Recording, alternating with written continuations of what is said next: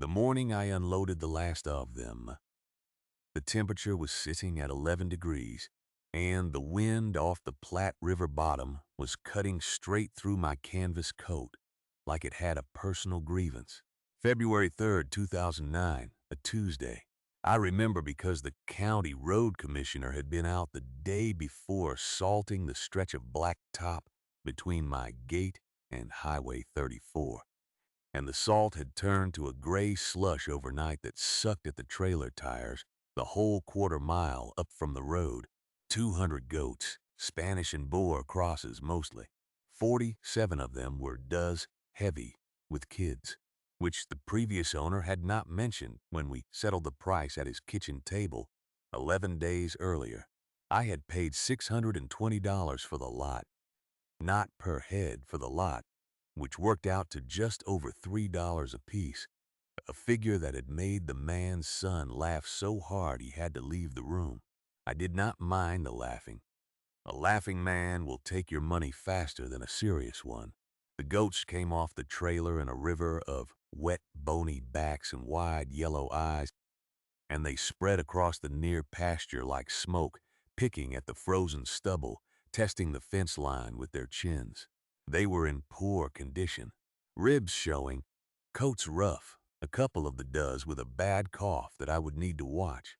Nobody had wanted them because nobody knew what to do with 200 half-wild brush goats on a place like this. Flat, mostly treeless, 214 acres of mixed ground between the creek timber and the county road in Cass County, Nebraska, about 9 miles east of Plattsmouth. What I had bought, everyone told me, was trouble. My neighbor to the north, a man who ran 1,200 acres of corn and soybeans with a hired man and a GPS-guided planter, had stopped at the gate 2 days after I brought the goats home. He sat in his truck for a while, engine running, watching them pick around the frost-heaved ground near the old stock tank. Then he rolled his window down. "What exactly do you figure those things are going to do for you?" he asked. I told him I wasn't entirely sure yet. He rolled the window back up and drove away. That was the honest answer, and the true one. I had not bought those goats out of a plan. I had bought them out of something older than a plan. A pull I had felt twice before in my life, both times standing in front of something that everyone else had already written off. And both times the feeling had been right. It was not instinct exactly. It was more like memory, as though some part of me recognized what I was looking at before the rest of me caught up. What I was looking at, I would not understand for another 14 months. Those 14 months began the way most things begin on a farm in late November, with cold work that nobody notices and nobody thanks you for. The goats needed shelter before the first hard freeze. The South Barn hadn't held animals since 1987, when my father sold the last of his Angus cattle and switched over entirely to row crops. 36 years of disuse had done what disuse always does. The loft floor had softened in 2 corners. 3 of the cedar posts along the east wall had heaved out of plumb, and the tin roof had a seam separation above the middle stall wide enough to slide your hand through. I spent 11 days in December fixing what needed fixing, using oak boards I'd milled from a windfall elm back in 2019 and kept stacked in the machine shed for no reason I could name at the time. That is another thing about farming long enough. You save material you don't have a use for yet. I got the goats into the barn by December 9th. That first night, the temperature dropped to 17 degrees, and I walked out at 2 in the morning with a flashlight more out of habit than worry and found them bunched together along the south wall, in the straw still and quiet, their breath rising in small white columns in the beam of the light. They looked at me without alarm. That steadiness in them was something I had noticed from the first day. They were not nervous animals. They had been neglected, and neglect teaches a creature to be self-contained. I started learning their habits the way you learn any new thing on a farm, which is by watching without expecting anything in particular. Every morning, I let them out into the east pasture, and every evening, I walked the fence line they had covered during the day. By the third week of December, I had noticed that they were not grazing randomly. They moved across the pasture in a loose pattern, drifting north and slightly east by mid-morning, then curving back toward this limestone outcrop along the property's northeast Kootkes by early afternoon. The limestone shelf had been there since before my grandfather broke this ground in 1931. It ran about 60 yards along the fence line, gray and layered, with cedar scrub growing up through the cracks. Nobody had ever paid it much attention. It was just the rock pile, the place you avoided with the disc harrow, the place you didn't bother trying to plant. But every day the goats went to it. They would stand on the flat upper faces of the stone, or nose along the base where the rock met the soil, or stand perfectly still in a way that seemed less like resting and more like listening. I watched them do this for 9 days before I thought to ask why. And when I finally asked the question, I did what I always do. I went back to what I already knew. What I already knew came from a ledger my father kept in the bottom drawer of the roll-up desk in the front room. He had started it in 1958 and added to it without interruption until the spring of 1987, the year his hands got too stiff to hold a pen reliably. It was not a financial record. It was something harder to name. Part field journal, part observation log, part the kind of thinking a man does when he has no one else to talk to. He recorded rainfall by the 1/10 of an inch. He recorded the first killing frost, each year going back to when he took over the farm. He noted when the creek ran high, when it ran low, when it ran the color of iron rust after a hard rain in July. And he noted, more than once, what the animals did before things changed. I found the relevant entry on a Tuesday evening, December 17th. I had come in after dark, and I sat at the kitchen table with the ledger open under the overhead light. The pages had gone soft with age. The ink faded to a brown that was almost the color of the paper itself, and I had to hold the book at an angle to read some of it clearly. The entry was dated August 4, 1971. He had written about the dry summer, 41 days without measurable rain, which I remembered as a boy being the summer the corn curled in the field by the first week of July. But what stopped me was the paragraph beneath the weather note. He had written that the cattle that summer had started drifting to the northeast corner of the lower pasture in the afternoons. He wrote that they stood along the rock shelf there, nosing at the base. He wrote that he had thought it was the shade from the cedars. But the shade was poor, and they showed no interest in the better shade along the west fence. Then he wrote one sentence that I read 3 times before I set the book down. There is water moving under that rock. I am sure of it. The animals know before we do. He never followed it. I don't know if he forgot, or if the rains came back and made it seem unimportant, or if he simply filed it away the way a man files things he means to get to. There was no second entry about it, no follow-up note, no record of having dug or drilled or investigated. Just that one sentence, sitting in the ledger for 52 years, waiting for someone to need it badly enough to look. I sat there for a long time with my hand flat on the page. Outside, the nights was clear and cold, maybe 15 degrees, and the pasture would be frozen hard. The goats were in the barn, somewhere under the northeast corner of that property. If my father had been right, there was water. I didn't sleep that night, not really. I lay on top of the covers with my boots still on and stared at the ceiling and ran the arithmetic of it in my head the way a man does when he's trying to make a bad situation feel manageable by breaking it into numbers. The northeast corner of the pasture. I knew that ground. Roughly 8 acres in a rough triangle where the property line bent at an old survey post. The rock shelf I'd been working around for 30 years, the one that turned 2 drill bits in 1987 and made the well contractor from Harlan County shake his head and write up an invoice for the attempt anyway. That shelf ran maybe 40 feet across the surface. Underneath it, I did not know. Nobody had looked underneath it. They had looked at it, driven bits into it, and given up. My father had written that sentence in March of 1971. I was 19 years old that spring away at the agricultural extension courses over in Ames. He would have been walking that pasture alone, watching his cattle. We still ran cattle then. And he had noticed what he noticed, and he had written it down. And then life had moved forward, the way life does, and the note had sat in the ledger through 4 decades of wet years and dry years until a February night when his son was out of options and out of water. I got up at 4:15, made coffee on the gas burner and drank it standing at the window, looking out at the barn where I could hear nothing but. Knew the goats were there in the dark, 200 of them, breathing and waiting. The temperature had dropped to 11 degrees. By morning, the water I had trucked in would be partly frozen in the troughs. I took the ledger with me to the kitchen table, and I read the entry one more time.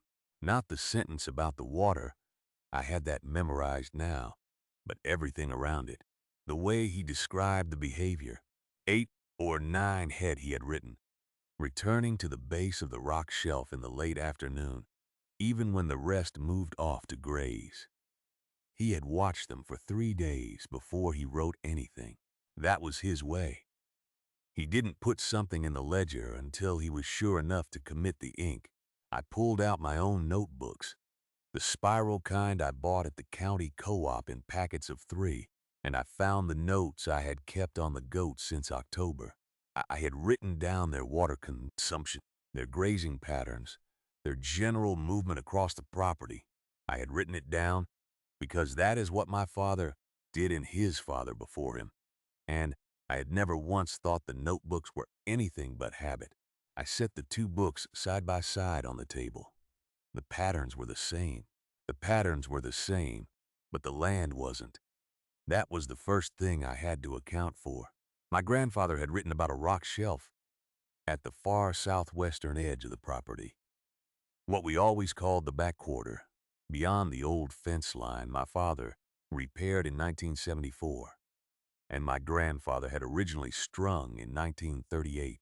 The shelf itself was limestone, a long, low outcropping that ran maybe 60 feet east to west before it disappeared back under the soil. I knew it. I had walked past it 1,000 times. It sat at the base of a gradual slope where the ground softened and the grass grew a shade greener in dry years, which I had always attributed to a clay shelf underneath that held moisture longer than the surrounding topsoil. That was the obvious explanation, and obvious explanations are hard to look past when you have 40 years of habit confirming them. I got up from the table before 5 o'clock. The thermometer on the porch post read 22 degrees. I put on my Carhartt bibs, the insulated ones I had resoled at the knee with iron-on patches, and I walked out to the goat yard and watched them for 20 minutes in the dark before first light. They were restless in a way I had not seen in the warm months. Not distressed, not pacing or calling, but oriented, the way a dog orients toward a sound you haven't heard yet.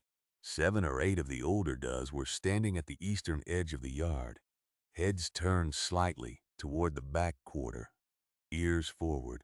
The younger animals moved around them without understanding what they were pointing at. I opened the gate. I didn't push them, didn't drive them. I just opened the gate and stepped aside and let the morning make whatever it was going to make. It took about 4 minutes. 7 does moved out of the yard at a walk, not a trot, and they moved in a line that was so deliberate it made something in my chest go quiet. I followed at a distance of maybe 30 yards. The sky was beginning to separate from the ground in the east, that first gray thinning that isn't light yet, but is the absence of full dark. The frost on the grass caught it and gave back a faint silver. They didn't go to the limestone shelf directly. They curved south first, then west, following a contour in the land I had never consciously noticed, but that my boots recognized as a slight depression, a long shallow crease that ran parallel to the back fence. I had always walked around it without thinking. The does walked through it, following it, like a sentence they were reading. I watched their ears. I watched the set of their shoulders. I thought about my grandfather sitting in some cold field 60 years before me, watching animals he had paid nothing for, writing down what he saw before he was sure enough to commit the ink. They stopped at the limestone shelf at 6:41 in the morning. I had my grandfather's watch in my coat pocket, not wearing it, just carrying it the way you carry a tool you might need.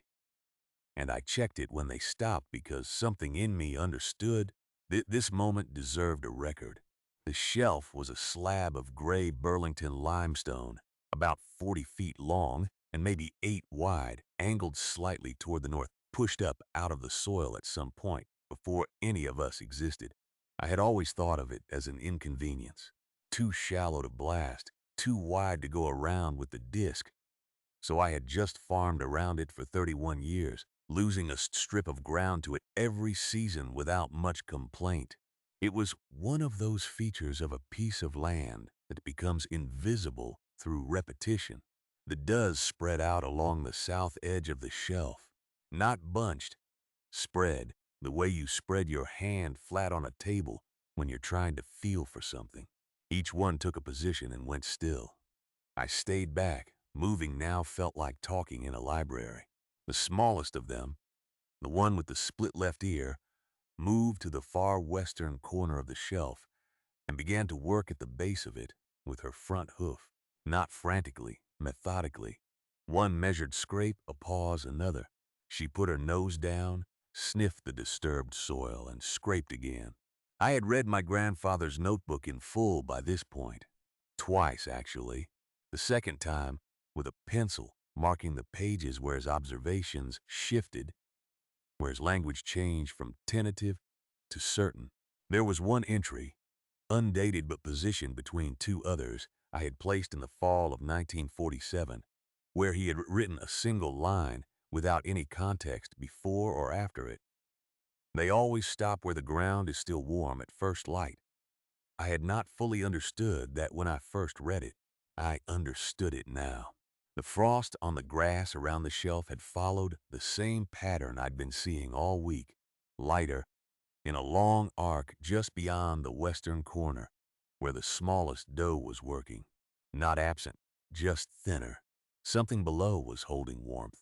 I did not move for a long time, long enough that the light came up fully and the crows started in the timber to the east and the cold settled its full weight into my shoulders. I was watching the way my grandfather had watched, not looking for proof yet, looking for direction. There is a difference, and it took me most of my working life to learn it. The doe stopped scraping. She stood at the corner of the shelf and looked back toward me. Once, the way animals do when they have finished something and are deciding what to do next. I walked forward those 30 yards. I crouched down at the western corner and put my bare hand flat on the ground. The ground was cold, but not the same cold as the rock beside it. That is not a small thing. Cold has texture if you pay attention long enough. The shelf itself, limestone, probably laid down before anyone in my family line had set foot on this continent, pulled heat out of my palm the way iron does in January, fast and final. The soil at the western corner did something different. It was cold the way a root cellar is cold, not absence of warmth exactly, more like warmth held at a distance, regulated the way a good cellar stays 48 degrees in August and 48 degrees in February, and you stop noticing it because it never changes. I pressed harder, spread my fingers. Below me, maybe 4 feet, maybe 40. Something was keeping its temperature. I stayed down on one knee for what must have been 10 minutes, long enough that the doe had moved off entirely, and the frost was melting off the grass in patches wherever the sun caught it, but not at the edge of the shelf. There the frost stayed, even with the sun on it. The ground was pulling cold upward from somewhere. or it was pulling warmth downward, or both at once the way underground water does when it is moving, when it is alive. My grandfather had a word for that kind of ground. He called it speaking ground, not because it made noise, because if you were quiet enough and patient enough, it would tell you something if you let it. I had thought that was sentiment when I was 30. I had thought it was old man poetry. I was standing on speaking ground now, and I was 64 years old, and I did not think it was poetry anymore. I stood up slowly. My knee announced its opinion of the whole situation. I ignored it. I walked the arc, the same arc the frost had thinned along, the same arc the doe had been working all week. I walked it heel to toe, maybe 60 feet end to end, curved like a drawn bow pointing roughly northwest. I stopped every few steps and pressed my boot down and felt forgive. The shelf itself was solid. No movement anywhere on the rock. But at 3 points along that arc, the soil just beyond the edge was softer than it had any right to be in November. Not wet, not boggy, just yielding. The way ground yields when something beneath it is not completely solid. 3 points. 60 feet. I pulled out the small ruled notebook I had started carrying since I found my grandfather's. Mine was newer, a dime store thing I bought in Harlan the previous spring. I made 3 marks on a rough sketch of the shelf I had already drawn. Then I drew a line connecting them. The line curved northwest, exactly the direction the smallest doe had been facing every morning when the light came up. I wrote one word beneath the sketch. Moving, I stood there in the cold for a long time, looking at that word. Moving, I had not planned to write it. It came out of the pencil before I had finished thinking the thought, which is the only kind of thinking worth trusting at my age. I closed the notebook and put it in my chest pocket and buttoned the flap. Moving meant water, not pooled water, not a seep. Moving water has direction, and direction means volume, and volume means something a man can work with. My grandfather had written in his notebook, in the cramped hand he used, when he was certain of something, that still water quits on you in a dry year, but moving water is making an argument. He meant it about people too, I think, but he wrote it about water first. I went back to the truck and sat with the heater running and looked out at the shelf through the windshield. The light was going flat the way it does in November around 3 in the afternoon, that gray that makes distance hard to read. The goats had moved off the south end of the field and were bunched near the fence line, all of them with their backs to the wind except the smallest doe, who was still facing northwest, ears forward, working her nose at something I could not smell from 40 yards inside a truck cab. I had spent 41 years watching animals for the moment when they knew something I didn't. A cow standing at the same fence corner 3 mornings running. A dog that wouldn't go into the machine shed 2 days before the roof let go. You learn to stop calling it accident. You start calling it information. I pulled the notebook out again and added a measurement I had paced off but not written down, roughly 22 feet from the edge of the shelf to the middle point of the 3 soft spots. Then I sketched in the doe's position from that morning and from the morning before and the morning before that. 3 small marks. They sat in a line just inside the arc of soft ground, like she had been walking a parallel track without knowing she was leaving a record. Her track and my 3 marks were about 8 feet apart, 8 feet of solid shelf between whatever was moving below and the open air above. I wrote that down too, not because I thought I would forget it, but because writing it made it real in a way that thinking it did not. My grandfather had understood that. The notebook was not for memory. It was for commitment. Once a thing is written in your own hand, you have agreed to act on it. I had no drilling equipment. I had no dowsing rod, no hydrogeology degree, nothing that a county extension agent would have recognized as a methodology. What I had was a curve in the frost, a doe that kept her nose pointed northwest, and 3 soft places in November ground that had no business being soft. I started the truck and drove back toward the barn. Back at the barn, I pulled the old surveyor's map from the flat drawer under the workbench. It was a county plat from 1954, folded and refolded until the creases had gone soft as cloth, and my father had marked it in pencil with the locations of every well he had ever dug or watched being dug on this property and on the 3 adjoining farms. There were 7 marks in total. Each one had a depth written beside it in his small, careful numbers: 42 feet, 61 feet, 37 feet. He had noted the year, and in 2 cases, whether the water had turned saline after a dry summer. He had not been a hydrogeologist either. He had been a man who paid attention and wrote things down. I spread the map on the workbench and held my field notebook open beside it. I found the northwest corner of my upper pasture on the plat and pressed my thumb against it. Then I measured by eye from the nearest well mark, my grandfather's original, dug in 1931, 42 feet deep, still producing. The distance was roughly 400 yards. The geology ran northeast to southwest. Along this ridge, my father had written in the margin in 1967, noting it after a conversation with the county extension agent.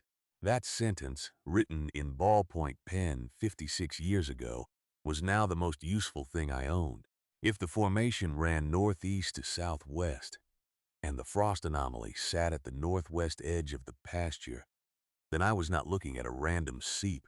I was possibly looking at a place where the formation came close enough to the surface that something, a fracture, a collapse in the cap rock, might have allowed water to pool beneath a relatively thin shelf. 8 feet of shelf, according to the doe's track and my markings. I got the iron bar from the corner. It was 4 feet long, 3/4 of an inch diameter, pointed at one end, flat-headed at the other. My father had used it for testing soil depth before setting fence posts. I had used it for the same thing for 40 years without ever thinking it might serve another purpose. I also got the long-handled spade and the post hole digger. I loaded all 3 into the truck bed beside the notebook and the map, still open to the northwest corner. It was 11 in the morning. The temperature had climbed to 34 degrees. The frost in the low spots would be softening by now, and if I was going to read the ground accurately, I needed to do it while it still held the night's record in its surface. By early afternoon, that record would be gone. I drove back up the hill without hurrying. The northwest corner of the pasture was about a quarter mile from where I'd parked the truck the first time. I carried the iron bar, the spade, and the digger in one load, which was more awkward than heavy. And by the time I reached the shelf, outcropping my shoulders ached in the way they always do when I've distributed weight wrong. I set everything down on the flat rock and stood for a moment. The surface here looked like the rest of the pasture. Dead grass, scattered shale fragments, 2 or 3 juniper seedlings that hadn't yet decided whether to live. Nothing that would tell you anything unless you knew to look at the frost. I looked at the frost. In most of the pasture, even on the northern faces where the sun hit last, the overnight freeze had begun to release by now.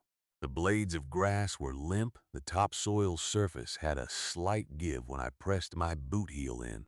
But here, in the rough oval I'd marked, maybe 8 feet east to west, 6 feet north to south, the ground was still firm, not frozen hard the way it had been at dawn, but noticeably slower to release than anything around it.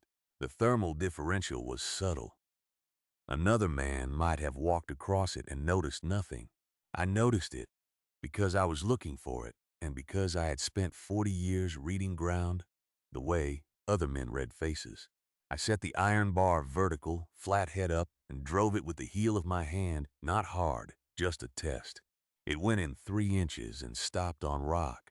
I moved 8 inches north and tried again, 2.5 inches, then rock. I moved to the eastern edge of the oval and tried, 4 inches, then rock.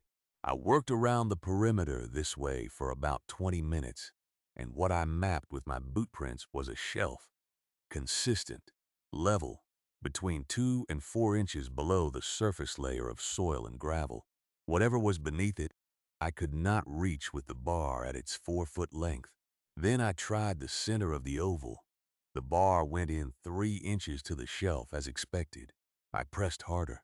The shelf gave, not catastrophically, not all at once, but a slow yield, the way old barn wood yields before it breaks.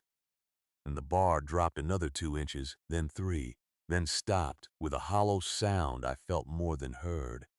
A dead resonance that traveled up through the iron into the heel of my hand and told me something I had not allowed myself to fully believe until that moment. There was a void beneath the shelf. I stood there for a moment with both hands wrapped around the iron bar, the cold of it rising through my palms into my wrists. A void. Not a pocket of air between two rocks. Those exist everywhere in limestone country, mean nothing, amount to nothing. This had a character to it.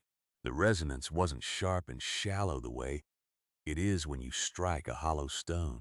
It was low and wide, the way sound behaves when it has room to move. I pulled the bar free. The hole it left was narrow, barely wider than my thumb.